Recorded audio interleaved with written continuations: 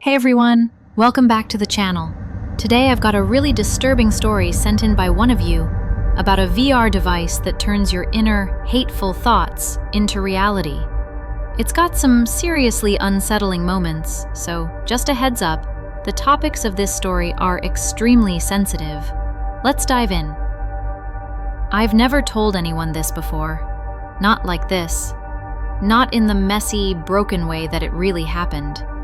But maybe here, in this cold digital space, I can finally unload everything I've been carrying. The shame, the fear, the memories I thought were locked away forever. I'm 24, living a life that feels like a punishment. I work as an OnlyFans model and sometimes a sex worker, because that's what's left when everything else closes its doors on a broken person like me. This world, it's brutal. The no-hope generation I'm part of, we live in the cracks of a broken system. Jobs that don't pay, dreams that don't come true, and a future that's just a faded ghost on the horizon. You grow up thinking you have a choice. Then the choices get smaller and smaller until all that's left is survival. One night about a month ago, a client came into my life who was different from the rest. He was Japanese, polite, quiet, and he told me he worked for some tech company back home. Before he left, he gave me a gift, a sleek VR headset called the DREAMLIKE State, still in testing. He didn't explain much, just said it was something special.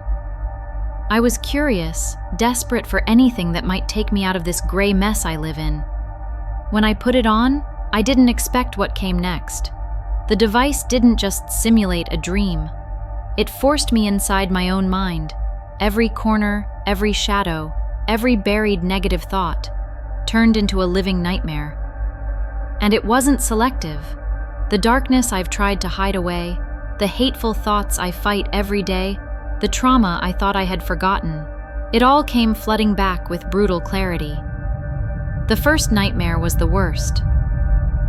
I found myself in a cramped, dim living room. The air thick with something heavy and cold, like the weight of silence before a storm. There was a couch, old and worn, and a flickering light that cast sickly shadows across peeling wallpaper.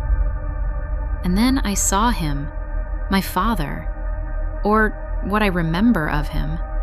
A man whose face is mostly a blur, but whose violence is etched into my bones. He was standing over my mother. She was sitting on the couch, frozen, her face pale but eyes wide with terror. Then, without warning, he pulled out a knife and stabbed her face and skull, not once, not twice, but 70 fucking times. I lost count somewhere in the middle because it all blended into a grotesque, never-ending cycle of violence. Each stab was sharp, loud, and cruel. Like the sound echoed inside my head long after I closed my eyes. I wanted to scream, to run, to stop him, but I was rooted to the spot, powerless. And then my mother turned her eyes to me, deformed, red-rimmed, wet, and filled with a strange sadness.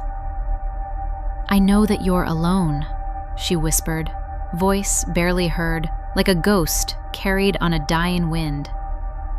"I know the hateful thoughts are killing you.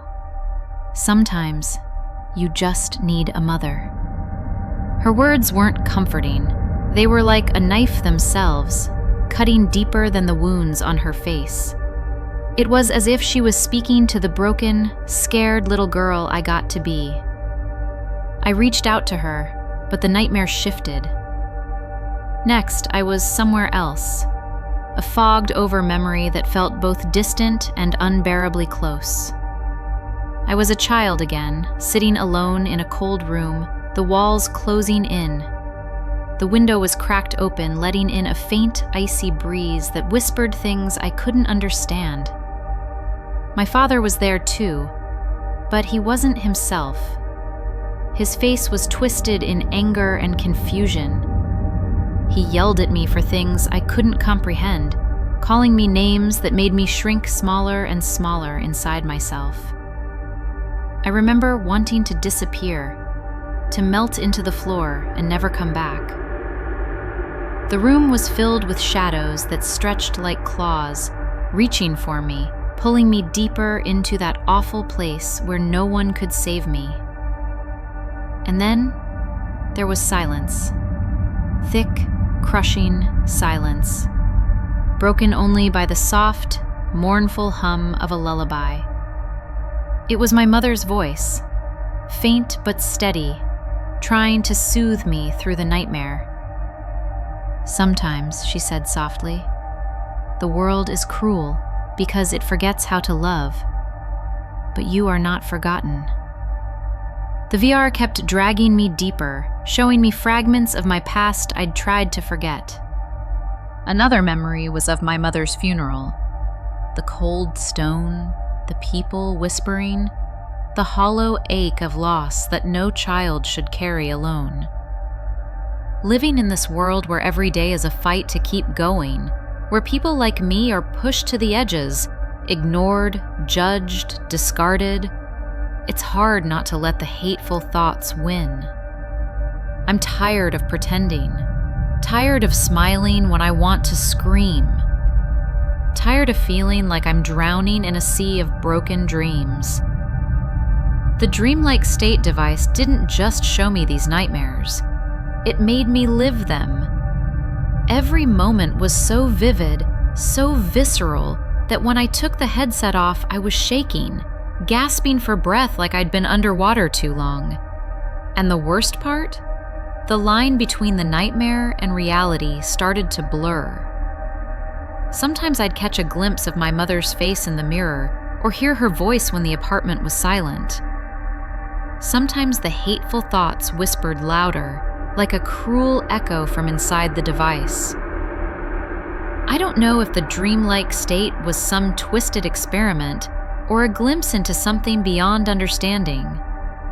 All I know is that it forced me to confront the pain I've buried for years, the trauma, the loss, the loneliness. Maybe that's why I'm posting this now, because I can't keep it inside anymore.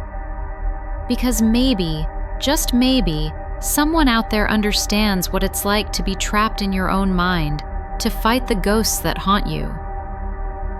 If you've read this far, thank you. Please, if you're struggling too, know you're not alone. If you ever got your hands on this device, don't fucking use it.